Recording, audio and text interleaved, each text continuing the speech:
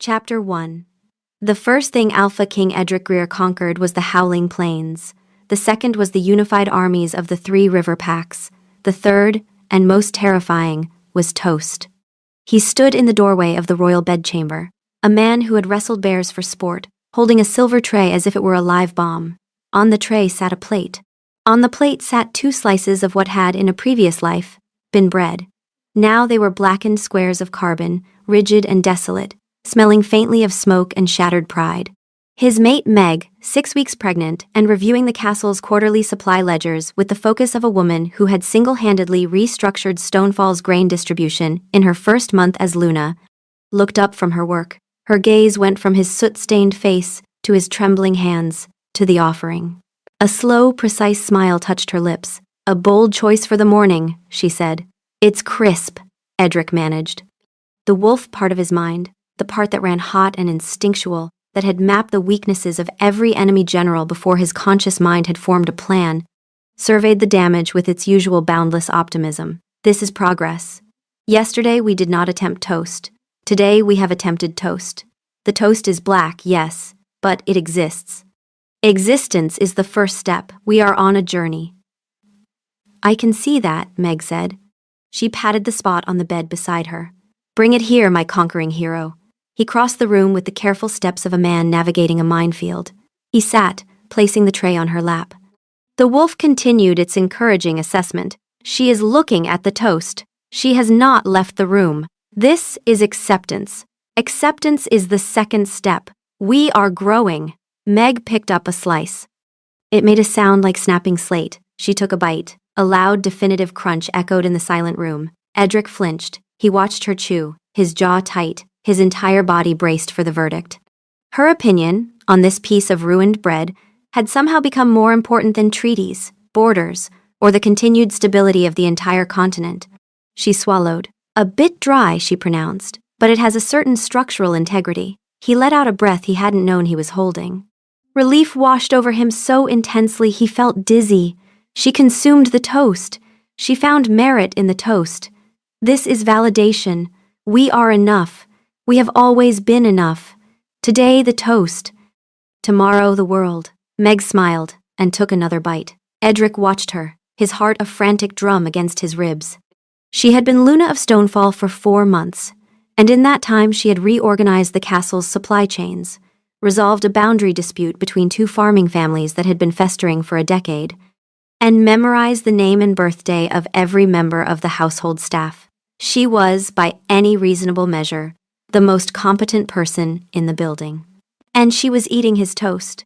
"The doctor came by while you were battling the larder," she said, tapping a piece of toast against the plate to emphasize its hardness. "It's confirmed." Edric froze. The wolf went still.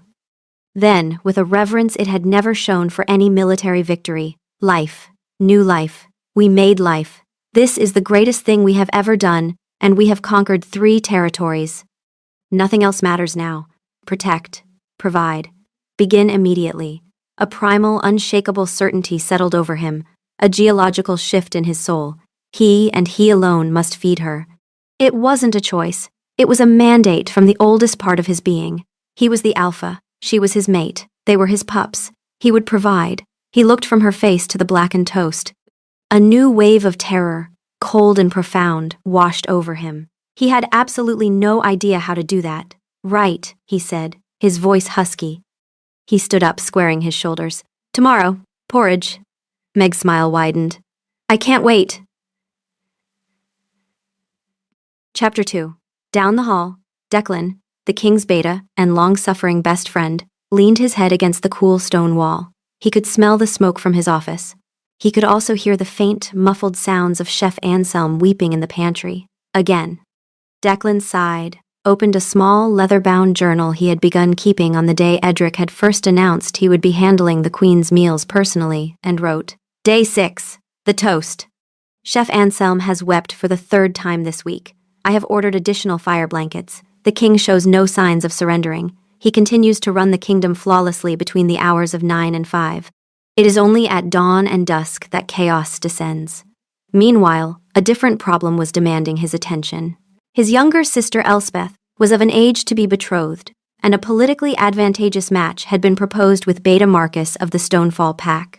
The only problem was that both Elspeth and Marcus were so cripplingly shy that their first meeting had consisted of 45 minutes of complete silence, while they both stared intently at a tapestry. Declan was supposed to be arranging a second, less excruciating encounter. Perhaps a walk? He muttered to himself, rubbing his temples. No, too much pressure to converse. A meal? God, no. He made a note. Find activity requiring no conversation. Falconry?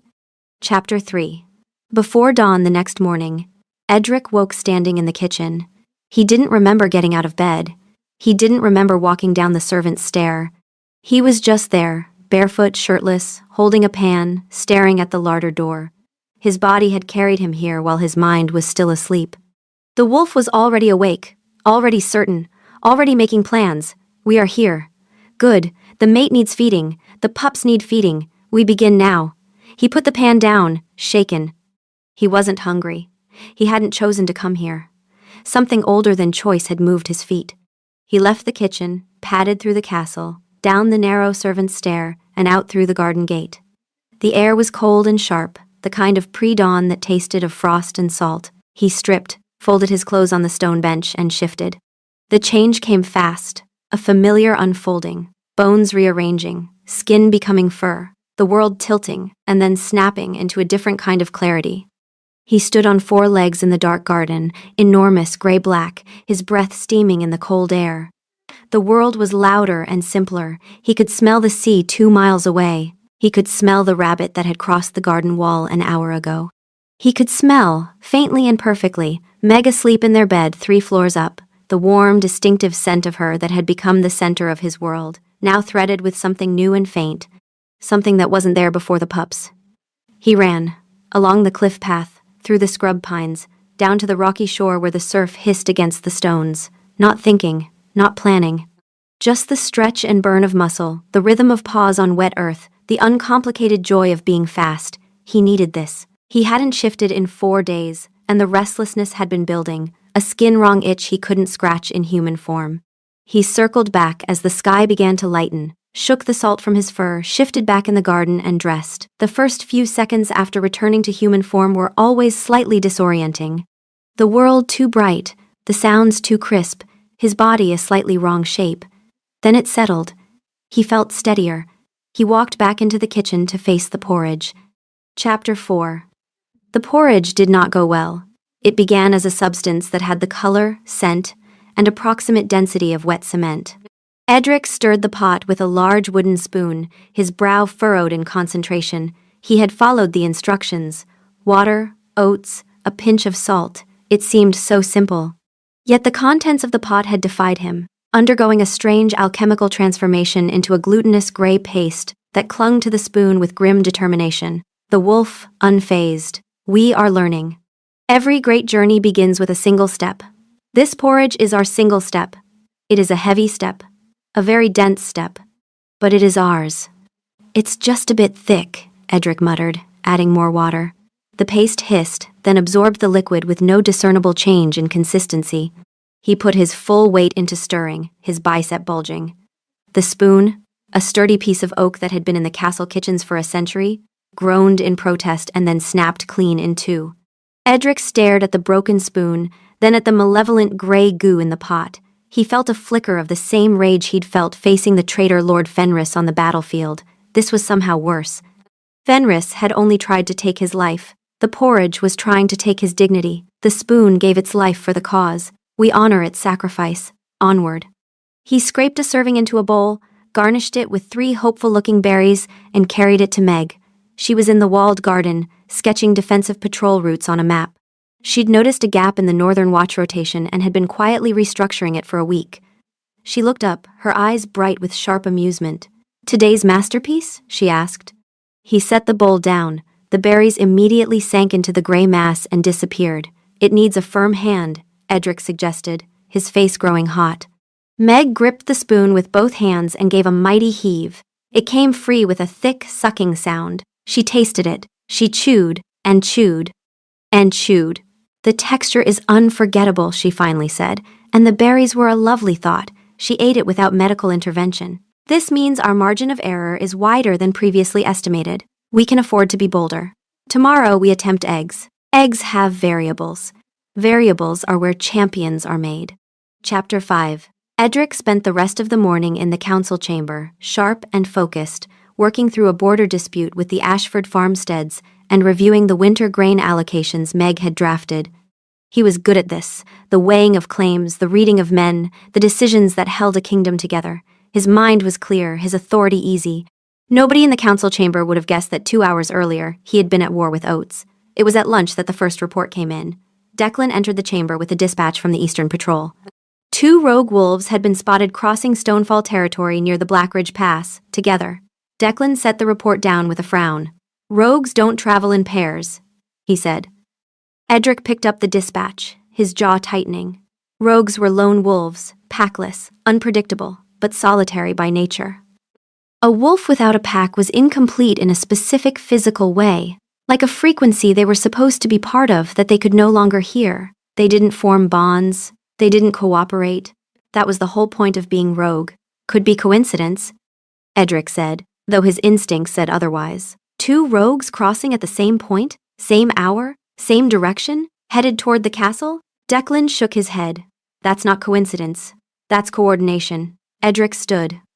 The wolf instinct, which had spent the morning cheerfully encouraging him through culinary failures, shifted register entirely. Something was wrong in the territory, and it was moving toward the mate. This was no longer about breakfast. This was the real thing. The part of him that had conquered 3 territories was wide awake. Double the Eastern patrols. "I want scouts on the Blackridge by dusk," he looked at Declan. "And get me the rogue activity reports for the last 3 months. All of them." Declan nodded and left. Edric stood at the map table, tracing the patrol routes with a finger, his mind working. 2 rogues, working together, moving toward Stonefall. It was wrong in a way he could feel in his bones. Chapter 6. That night, Edric spread the reports across his study desk. 12 pages of incident logs, dating back 3 months.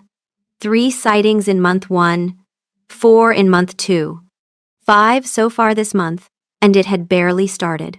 All of them on the Eastern Territories. None of them fatal, but each one was a test, a probe. He read the details by lamplight, the rest of the castle sleeping around him. Rogue spotted near Blackridge Pass. Rogue fled from scout patrol. Rogues observed crossing Eastern Ridge heading west. Each report confirmed what the scouting parties already knew. Pack wolves didn't move this way. They didn't form tactical groups. They didn't have a direction. The wolf, reading over his shoulder through the window of human consciousness, shifted from its cheerful baseline to something focused and ancient. Coordination, strategy. Someone is teaching them. Someone is pointing them. We do not like this. Edric pushed back from the desk and moved to the window. The eastern hills were dark, the night clear and cold. He could run the patrols again tomorrow, tighten them further, restructure the watch rotation so their predictability was gone. But someone had already seen through the last rotation. Someone had inside information. He dressed in riding clothes and went to the stables. The castle guards watched their king with surprise as he saddled a horse. Not the kingly procession he usually took, just one man and a beast, riding out into the pre-dawn dark. The eastern border was 3 hours of hard riding. Edric covered it in silence, his mind working through the patterns, the reports, the careful placement of the rogue sightings. They formed a line, he realized. A line testing the weakest points in his defenses. A line that suggested knowledge. The patrol he found at the Blackridge Pass was alert, professional. He approached carefully in the dark, not wanting to startle them into an attack. The captain, a gray-muzzled wolf named Thorin who'd served under Edric for 8 years, phased back to human form at the sight of his king. "Your Majesty." "Not expected at this hour." "Show me the last sighting," Edric said without preamble. Thorin led him to a clearing a 1/4 mile north. The tracks were clear, even to human eyes. 4 separate animals, moving in formation, their paths overlapping but distinct. Edric shifted to better read the scents. The stench of packlessness was there, sharp and acidic, but underneath it was something else, something controlled, something organized. A wolf scent, yes, but with threads of human underneath it. Whoever was leading them had been a pack wolf. Whoever was leading them had defected. Not rogues created by circumstance, then. Rogues recruited. Rogues corrupted. How many in the formation this time? Edric asked Thorin, shifting back. 4 distinct scent trails, but the lead scent. Thorin hesitated. Begging your pardon, sir, but it doesn't smell like a wolf. Not a pack wolf. Something older. Something that's been packless, so long the scent has rotted out. Edric nodded. That confirmed it. Whoever was leading them was a rogue of the dangerous kind. One who'd been alone long enough that their wolf had gone feral. Those were the ones who had nothing to lose. He spent the rest of the night riding the eastern border, reading the tracks, understanding the pattern. By the time the sun rose, he had a map of the probes in his head and a cold certainty in his bones. This was the work of an intelligence and purpose. Working through packless wolves, because packed wolves would have honor and restraint. Packless wolves had only hunger, and someone was feeding that hunger. He rode back to the castle with the first light, his fatigue forgotten, his instincts singing. The wolf was awake now, fully and completely. It was not offering encouragement. It was offering something older, the clarity of a hunter who has found the scent and needs to run it to ground. Chapter 7. That afternoon, Edric made soup. The soup caught fire. He stood in the smoke-filled hallway, holding a tureen of blackened liquid, while Meg and Declan watched. Soup is ambitious. Meg commented, fanning smoke from her face. Perhaps something less flammable? A salad? Declan sighed. Your Majesty, Lord Alistair has formally requested an audience. He's citing the unusual atmospheric conditions emanating from the castle as a potential violation of the Clear Skies Treaty. Tell him it's a new form of defensive smokescreen. Meg said without missing a beat. Highly advanced, very secret. Edric stared at his mate, overwhelmed with love. The wolf agreed. She is extraordinary. She takes our failures and turns them into strategy. We are blessed. Also, the soup was very close this time. Very close. We are nearly there. The soup had been on fire. They were not nearly there. That night, Edric made a decision. He was done. Chef Anselm could handle the meals. He was a king, not a cook, and the castle could not sustain another fire. He told himself this firmly, lying in bed, Meg asleep beside him. He meant it. He was resolved. He was finished. At 4 a.m, he was standing in the kitchen again, holding a whisk, with no memory of getting up. The wolf cheerfully. We are back. We never left. The mate needs us. The pups need us. Rest is for wolves who are not us. I didn't choose to come down here, Edric whispered to the empty kitchen. The wolf did not reply. It didn't need to. They both knew who was in charge of this particular decision, and it wasn't the king. That afternoon, Meg found a use for the leftover porridge. A large paving stone in her garden had come loose. She scooped the cold, solid paste into the gap and pressed it into place. It set instantly, rock solid. A passing guard watched, his eyes wide with awe for his queen. Declan's journal, Day 8. Porridge repurposed as building material. Chef Anselm has barricaded himself in the wine cellar.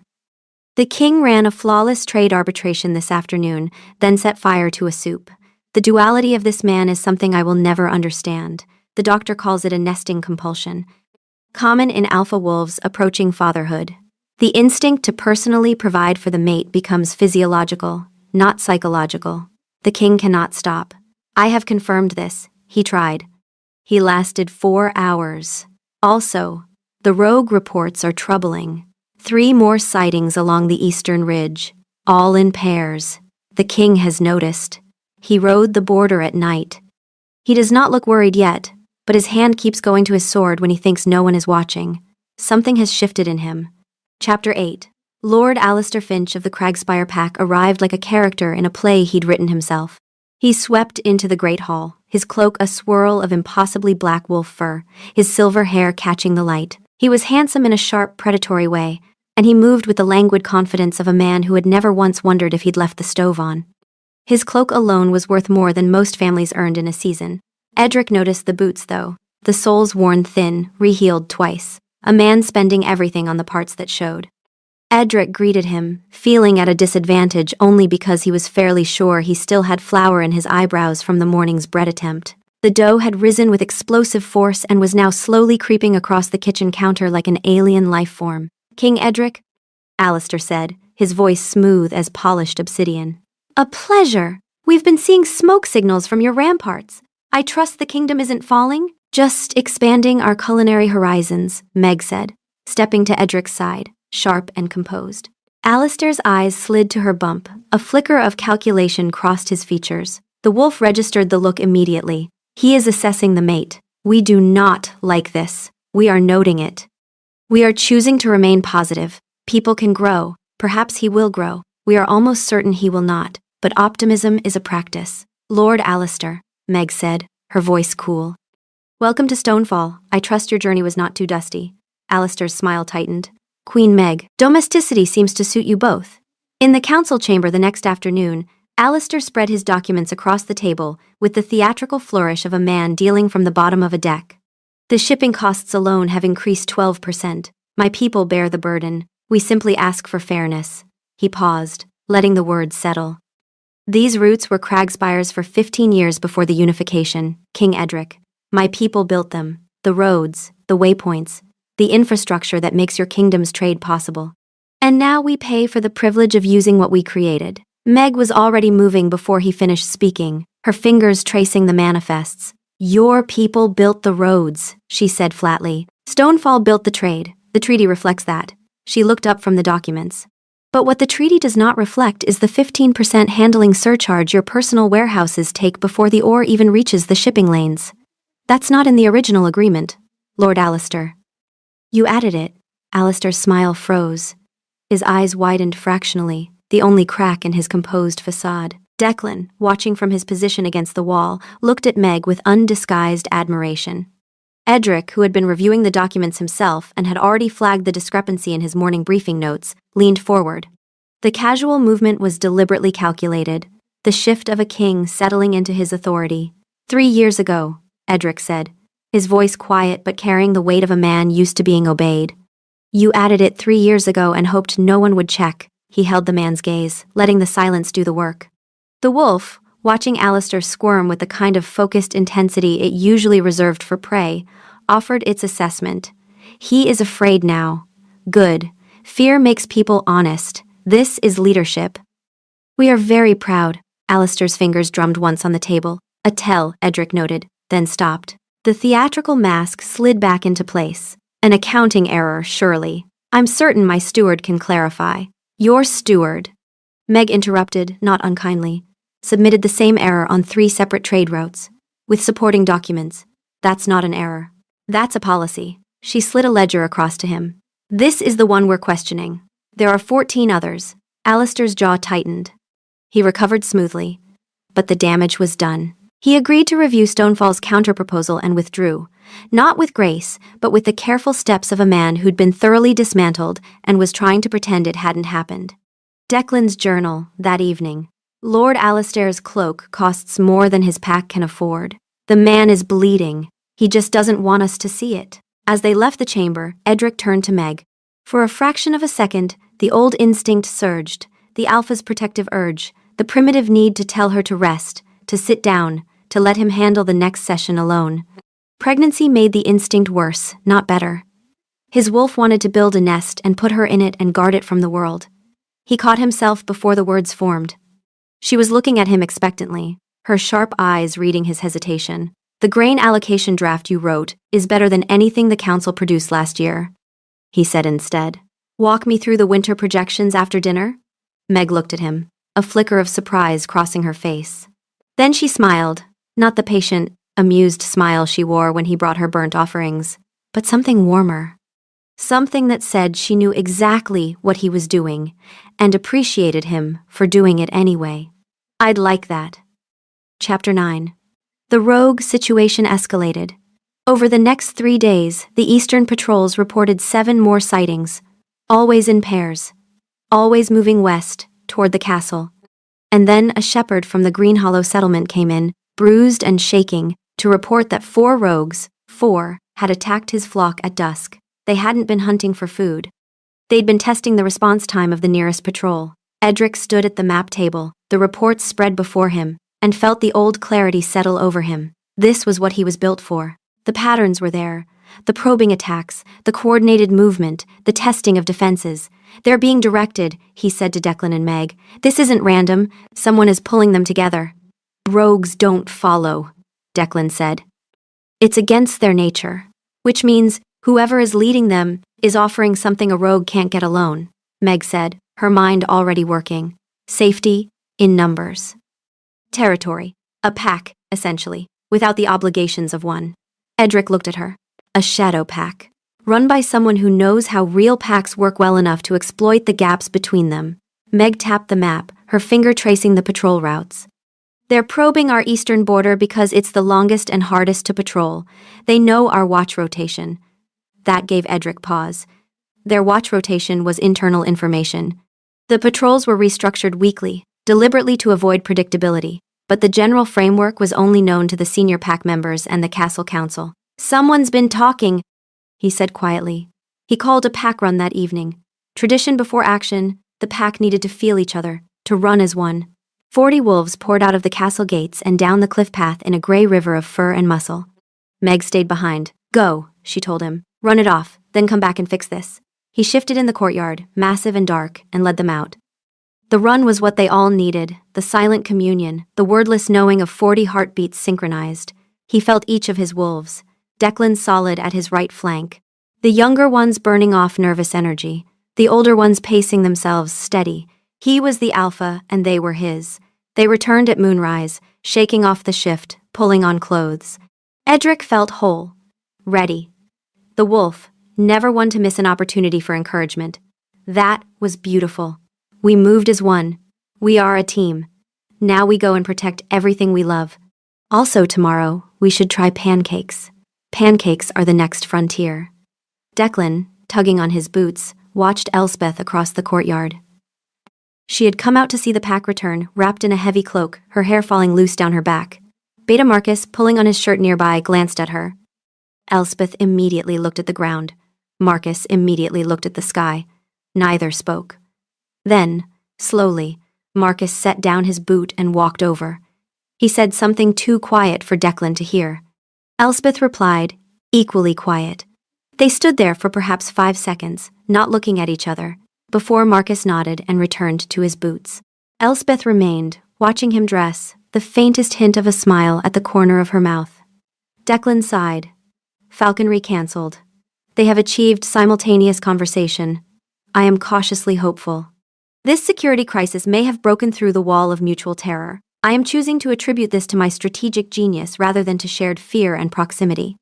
The crisis also forced them into practical cooperation. When the castle mobilized to prepare for the rogue threat, the supply inventory had to be checked and recounted, everything from weapons to medical supplies. Somehow, Declan managed to assign both Elspeth and Marcus to the count.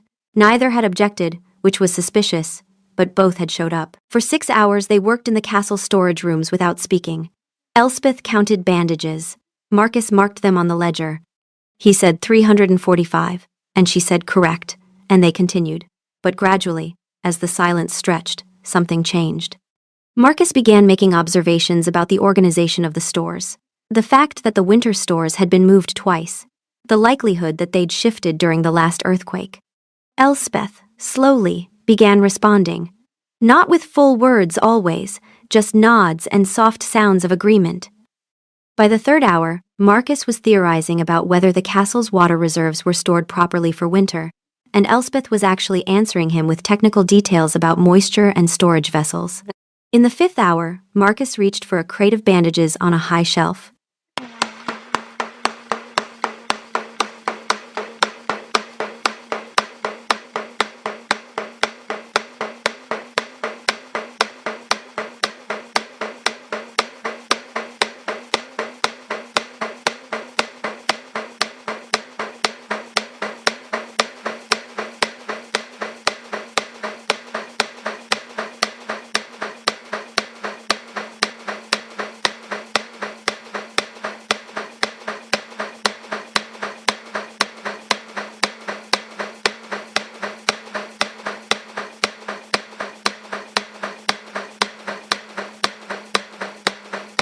They both dropped to their knees to gather them, reaching for the same roll at the same time. Their hands touched. They recoiled from each other so violently that Marcus's elbow caught the shelf behind him and knocked a second crate loose.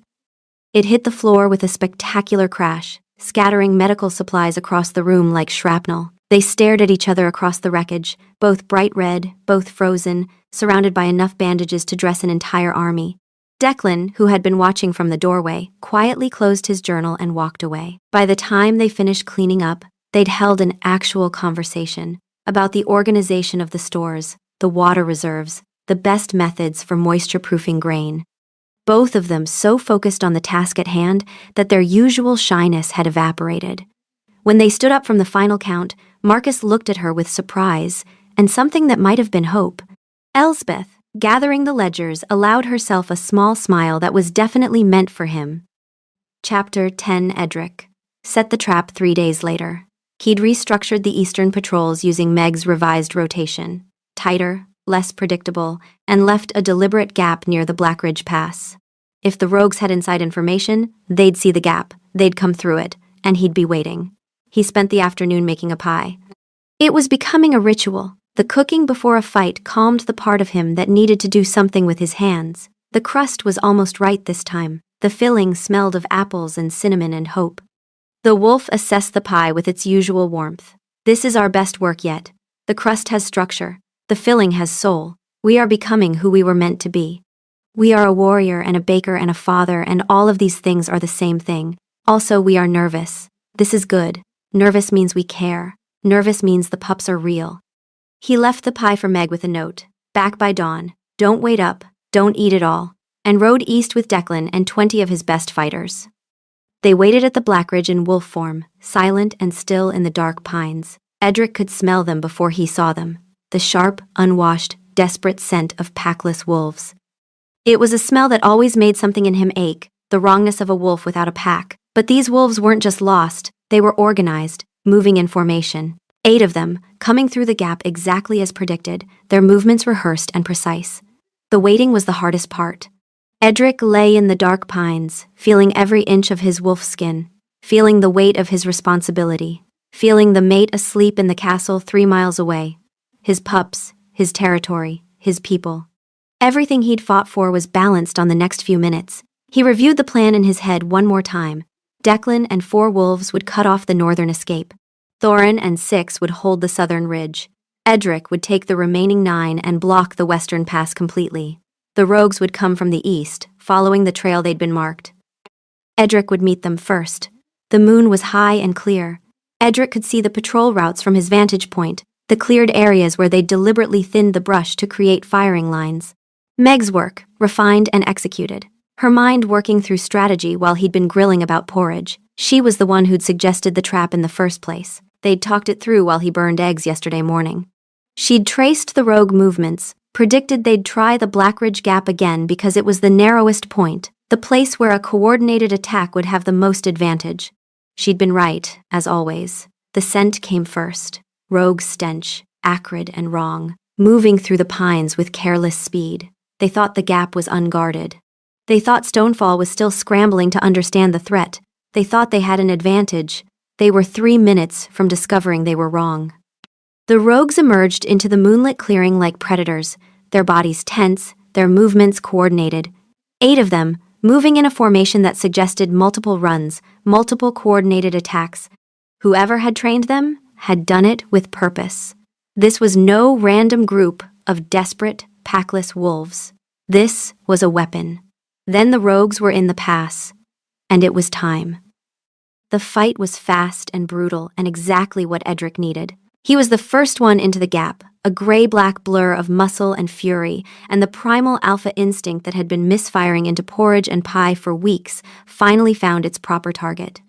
He fought like what he was, a king defending his territory, his mate, his unborn pups. Every frustrated morning in the kitchen, every broken spoon, every burnt offering, all of it had been this energy with nowhere to go. Now it had somewhere to go. He was faster than they were, stronger, smarter. His strikes were precise, not viciousness for its own sake, but the economy of movement of a practiced warrior. He disarmed the first rogue of advantage by moving low, driving underneath its attack and rolling it over hard ground. The wolf yelped and scrambled back, dazed. Edric didn't press. A wounded rogue was less useful for interrogation than a scared one. The second rogue came at him from the side, clearly thinking to catch him while he was occupied. Edric twisted, caught it on the shoulder, felt the satisfying connection of impact. One rogue went down hard, unable to rise. Another fell screaming as Declan took it from behind, driving it to ground with the precision of someone who'd trained for exactly this kind of combat. His wolves cut off the escape routes, moving in perfect synchronization with their king. 3 of the rogues broke and fled into the dark, too frightened or too injured to continue. The remaining 5 were pinned, overwhelmed, captured. Declan landed a brilliant strike on the largest of the captured rogues, a scarred creature with missing teeth. The wolf went down, dazed. Declan didn't press the advantage. In human form he circled his presence enough. The rogue shifted back, whimpering, and broke immediately under questioning. Paid? The rogue gasped, blood from a bitten tongue mixing with saliva. We were paid. Someone's steward. Cragspire colors. They came to us in the neutral grounds, said they'd pay in silver and supplies if we tested the eastern defenses. Declan pressed harder. Tested them how? What were you measuring? The rogue's eyes darted between them. How fast you'd respond, how many wolves you'd send, whether the king would come himself or send others. He swallowed, his voice cracking. They wanted to know if the eastern passes were still defended like they used to be, or if the king had gone soft. Those were the words. Gone soft. They said the king was distracted, that he spent his mornings cooking instead of commanding, that the pregnant Luna was doing his thinking for him. The rogue looked at Edric, massive, gray-black, blood on his muzzle, very much not soft, and something like regret crossed his face.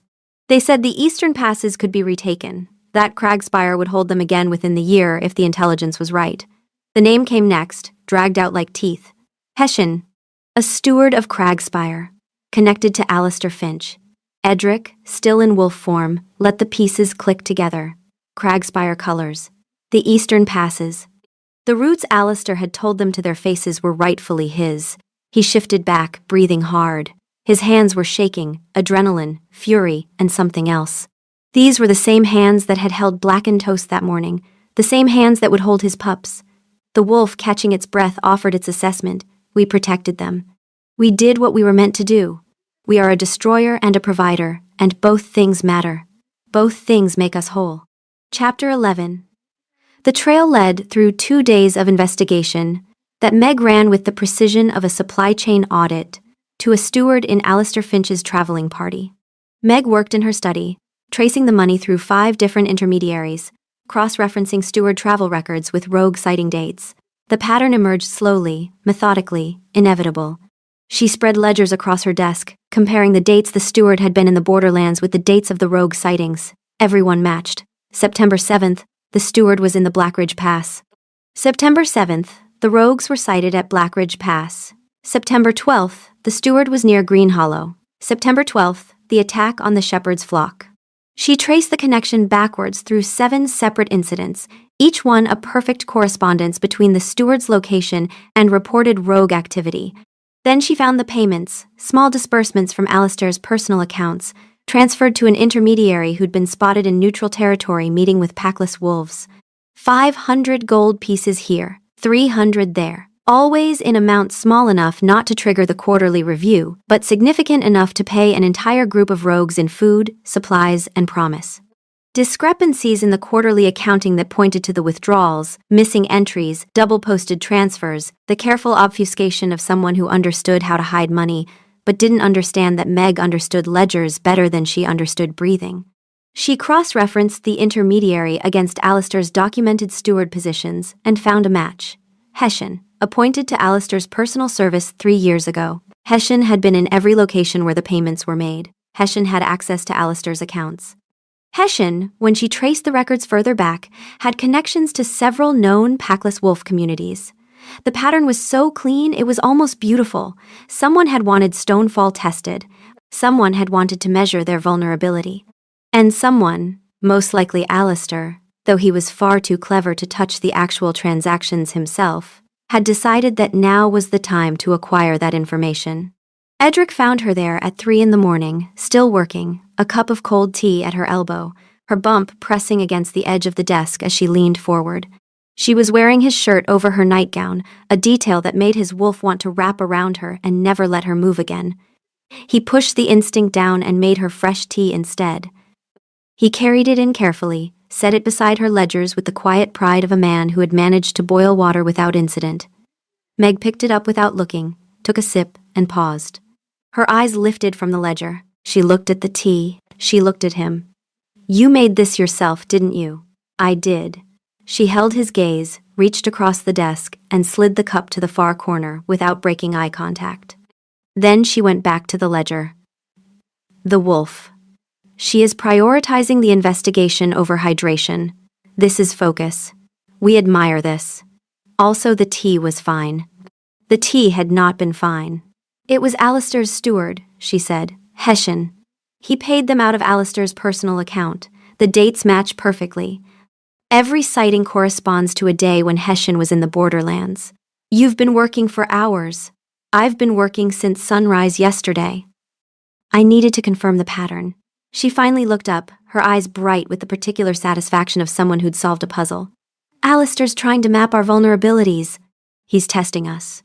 He's testing whether we're weak enough to take, Edric said quietly, whether the pregnancy has slowed me, whether we're vulnerable. Meg met his gaze steadily. Are we? No. He set the tea down beside her ledgers. We're not. Alistair himself maintained plausible deniability. He was far too theatrical to get his own hands dirty, but the evidence was enough to end his tariff negotiations permanently and send him back to Cragspire. He left the castle with his black fur cloak trailing behind him, his silver hair no longer catching the light quite the same way. I'm almost disappointed, Meg said, reviewing the final evidence in her study.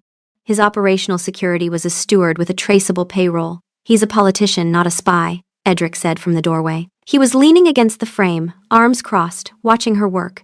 He could have spent the afternoon in the council chamber. Instead, he was here. What? She said, looking up. Nothing. I just like watching you dismantle people. She almost smiled. Then she tapped a final notation in the ledger, the difference between two separate shipment logs for the same grain delivery. One for the official record, one for the actual delivery. He wasn't just testing our borders, Edric. He was testing whether the routes could be his again. Everything he said in that council chamber, my people built them, we simply ask for fairness, that wasn't a tariff dispute. That was a man staking a claim and measuring how hard you'd push back. And now he knows we're not. Now he knows, she agreed. She leaned back in her chair, exhaustion hitting her suddenly. She was 6 months pregnant and had spent 2 days running the most complicated investigation of her tenure. Her back hurt, her feet hurt. The pups were doing something acrobatic that felt vaguely uncomfortable. He's going to be very angry. Let him be angry in Cragspire, Edric said. He brought a hand to rest gently on her shoulder. A question, asking permission. She leaned into the touch. He chose to test us instead of trust us. That's a choice, and it has consequences. She was quiet for a moment. Then, I've been thinking. About how you could have handled this differently. You could have sent Declan to investigate. You could have consulted the council, made it political. Instead, you went to the Blackridge yourself. Edric was quiet. She could feel him considering her words, taking them seriously. You found the financial trail. I provided the military confirmation. That's partnership. You also fought 8 rogues while I was in a study with ledgers. That's not partnership. That's you being a warrior and me being a logistician. He laughed, not unkindly, just the laugh of a man who understood what she was really worried about. Meg, if you wanted to fight rogues, you would fight rogues. You chose ledgers because that's your strength. My strength is fighting. Your strength is finding patterns. We use our strengths. I don't like that you take the physical risk and I take the intellectual risk. Physical risks can be survived. Intellectual risks mean you make a mistake, and innocent people suffer because of your miscalculation. I'd take 8 rogues over that responsibility. He bent down and pressed a kiss to the top of her head. You're terrifying when you work. Did you know that? The way you focus. The way nothing else matters until you've solved it. That's why Alistair's plan failed. Because we have someone smarter than him, and he didn't know it until it was too late. She wanted to argue, but she was too tired. She leaned her head against his arm and let it go. Declan's journal. Day 18. The rogues are dealt with. The king fought magnificently and then came home and burned a casserole. Lord Alistair has been sent packing. The queen traced the entire conspiracy through a payroll discrepancy and matched sighting dates to steward travel records. Her mind works like a ledger, every column balanced, every number accounted for. I have never been less essential. Also, Elspeth and Marcus were seen talking during the rogue debriefing. Extended conversation. nearly 2 sentences from each. Apparently a shared security crisis is the icebreaker I should have been planning all along. They still won't look at each other, but there's something different now, something warmer. I need a drink. And sleep. Primarily sleep. Chapter 12. The night after the rogue attack, Edric couldn't sleep. It wasn't the fight. He'd had worse. It was the quiet afterward, the settling of something that had been unsettled for weeks. He lay in bed, Meg curled against him, and let himself feel the full weight of it. He'd spent weeks trying to prove he could be something other than what he was, a builder instead of a destroyer, a nurturer instead of a conqueror. And the cooking had been terrible, had been, if he was honest, the worst sustained performance of his life in any field. But the fight at the Blackridge had been effortless, perfect. He'd known exactly what to do, exactly how to move, exactly when to strike. He was a warrior. That was what his hands were for. Except they weren't, not only because the same hands that had broken a rogue's charge at the Blackridge had, that morning, carefully and terribly arranged 3 berries on a bowl of cement-like porridge for the woman sleeping beside him. And both things had been real. Both things had been him. The wolf, never missing a moment for growth. You see, this is what we have been trying to tell you. You are not one thing. You are all of the things. The warrior and the baker and the father. The toast was black and the fight was won, and neither of those cancels the other out. This is called being a whole person. We are very proud of you. Tomorrow we try omelets. Stop thinking so loudly, Meg murmured against his chest. I can hear you from here. How do you know I'm thinking? You stop breathing when you think. It's very dramatic. She shifted, propping her chin on his chest so she could see his face. Talk to me. I keep trying to be something I'm not, he said quietly. The cooking. It's terrible. Everything I make is terrible. And tonight I went out and did the one thing I'm actually good at, and it was easy. And I came back and I thought, maybe I should just stop. Stop pretending I can do this domestic thing. Be the king, be the warrior, and let Chef Anselm make the breakfast. Meg was quiet for a moment. Her fingers traced the ridge of his collarbone, a gentle, thoughtful touch. Do you want to stop? He thought about it. Really thought, with a part of him that was honest. No. Why not? Because. He searched for the words.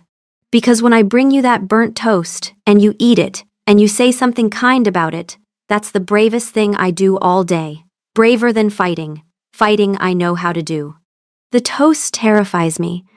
She reached up and traced the line of his jaw with her finger, following the angle of it, the bone structure that shifted slightly when he shifted.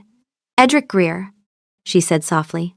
You fought off 8 rogue wolves tonight, and the thing that scares you is breakfast. Breakfast is harder. Breakfast has expectations. She laughed, quiet, warm, real. Then she said, you don't have to be good at it. You just have to keep doing it. That's what it means. The trying. That's what the pups will remember, not whether the eggs were edible. He pulled her closer, pressing his face into her hair. She smelled of lavender and ink and the faint new scent of the pups, and it was the best thing in the world. His wolf settled against him, content and certain. I love you, he said. The words simple and undecorated. I know, I love you too. Now go to sleep. And tomorrow, for the love of the goddess, please do not set anything on fire. The wolf, settling in for the night. She believes in us. We believe in us. Rest now. Tomorrow is omelet day. Omelet day will be magnificent. We are nearly certain it will be terrible.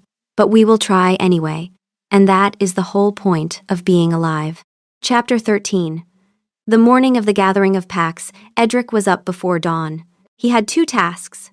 Prepare the welcome feast, a decision that made Declan physically flinch when he heard it, and host the Northern Ridge Alphas for the renewal of oaths. The feast was, predictably, a disaster. The puff pastry had the consistency of a leather shoe. The fish was overcooked into dried parchment. The dessert, a custard, had separated into a weeping, curdled mess that looked more like a failed chemistry experiment than food. But Edric served it with his head held high, and the other alphas, who had all heard about the Blackridge fight and the dismantling of Alistair's rogue network, and the queen who could trace a conspiracy through a payroll entry, ate it without complaint. One of the younger alphas tried a piece of the puff pastry. It broke a tooth. He took it in stride, spitting the fragment into a napkin, and continued eating. Good structural integrity, he managed, his voice only slightly strained. Another alpha approached the custard with the caution of a man defusing a weapon. She touched it with a spoon. It wobbled alarmingly. She moved on to the salad, which, thankfully, Edric had wisely chosen to have prepared by Chef Anselm. Elder Maeve of the Mountain Pack picked up a bread roll, tapped it on her plate, clack, clack, clack, testing its structural integrity.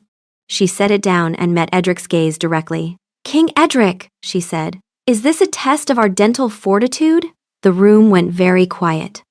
Meg, watching from her seat beside the hearth, she'd refused to stand for the entire ceremony, and Edric had chosen not to argue about it, held her breath. "It's a work in progress," Edric said. "Like the kingdom." Maeve looked at him for a long moment, her ancient eyes assessing. Then she laughed, a rare, gravelly sound, like rocks tumbling down a mountainside. "I'll take an honest king who can't cook over a polished one who can't fight. Your borders are secure. Your mate is brilliant." And this bread roll could be used as a weapon in an emergency, which, given recent events, is not entirely without value. The room laughed. Edric felt something loosen in his chest. Around the tables, alphas began eating again, making careful decisions about which dishes seemed less likely to cause dental damage, but eating nonetheless. From across the room, Meg caught his eye. One of the pups rolled inside her, and she pressed a hand to her belly. Edric saw the gesture. His face changed. Something softer, something private, something that had nothing to do with the room full of alphas watching him. Just him and her and the small, strong movement under her hand. The wolf. "She likes us. Everyone likes us. We are beloved. The bread roll is a success by alternative metrics. All food is successful if it brings people together. We are a philosopher now. Also, we should attempt soufflés next. And maybe she should sit down. Pregnancy is important. We do not like that she is standing." Chapter 14. 2 months later, Meg delivered 2 healthy, noisy, perfect twins. A boy, Finian, and a girl, Riona. Edric held them, one in each arm, his heart so full he thought it might burst. They were so small, so fragile. His pups. Meg watched him from the bed, tired but radiant. She let him have his moment. Then, "So, you're making their breakfast, right?" Edric looked from the sleeping face of his son to the alert eyes of his daughter, then to his mate. The wolf, reverent and certain. "Yes, every morning, for the rest of our lives. It will be terrible, and it will be ours, and they will know they were loved. This is the greatest purpose we have ever had. Greater than the howling plains, greater than the river packs. We are ready," Edric grinned. "Absolutely." Within the month, he set the kitchen on fire again. A spectacular blaze involving an experimental pancake batter and a misunderstanding about the difference between baking powder and baking soda. Apparently, they were not interchangeable, despite being stored in similar containers. The resulting explosion was so impressive that 3 castle guards came running, thinking they were under siege. From their high chairs, the twins watched the plumes of smoke rise past the kitchen windows, their eyes wide with delight. Finian giggled. Riona clapped her tiny hands. Chef Anselm made a small, pained sound and retired to the wine cellar. That night, long after the smoke had cleared and the twins were asleep in their crib, Edric shifted in the nursery. Not to run. Not to fight. Just to be. The wolf lay on the stone floor beside the crib, massive and gray-black, his chin resting on his paws. He could hear 2 small heartbeats, fast and steady. He could smell them, milk, warmth, the faint new scent that was theirs and no one else's. The scent of his pups. The scent of the future. The wolf rested, its spirit quieter now than it had been in years. The constant motion, the pacing, the need to prove something, it had settled. There were 2 small beings in that crib that depended on him. The cook that burned breakfast mattered. The warrior that fought rogues mattered. They were the same thing. They were both necessary. Meg found him there in the morning, still in wolf form, still on the floor. She'd shifted in the night, too, her own wolf curled in the corner of the room, watching the crib and their mate. Now she was human again, wrapped in a robe, moving carefully around his massive form. She knelt beside him, scratched behind his ear, and said, "You're not making them porridge." The wolf huffed. It sounded unmistakably like a laugh. "Toast?" she continued. Another huff, more amused this time. "Eggs?" The wolf lifted its head, considering. Its tongue lolled out in what might have been a smile. Then it stood, stretched, and padded to the kitchen door. The message was clear. Yes, eggs. Let us try eggs again. Perhaps today is the day we achieve competence. Meg laughed and followed him down the hall. Declan's journal. Final entry. Day 94. The king set the kitchen on fire again. The twins applauded. Chef Anselm has requested a transfer to a monastery. I have denied it. Elspeth and Marcus have been seen holding hands at court, which I am choosing to attribute to my strategic matchmaking rather than to the series of shared crises and proximity that actually brought them together. They are attending the spring fair together next week. I have achieved my purpose. I will retire from matchmaking with honor. The queen continues to run the kingdom's logistics with terrifying efficiency. The king continues to run the kingdom with the authority of a man who has earned every ounce of his people's respect. And every morning, without fail, he gets up before dawn, and he goes into that kitchen, and he tries. The food is still awful. Last week's scrambled eggs achieved the consistency of rubber. The toast this morning was simultaneously burnt and undercooked, a feat I did not know was possible. But the trying is the most kingly thing I have ever seen. It is the thing that will define his reign. Not the battles he's won or the territories he's conquered, but the fact that he shows up every morning and tries. That he keeps trying, even when he fails, because it matters to him that he tries. Because it matters to his mate, because it will matter to his pups. That is legacy. That is the true measure of a king.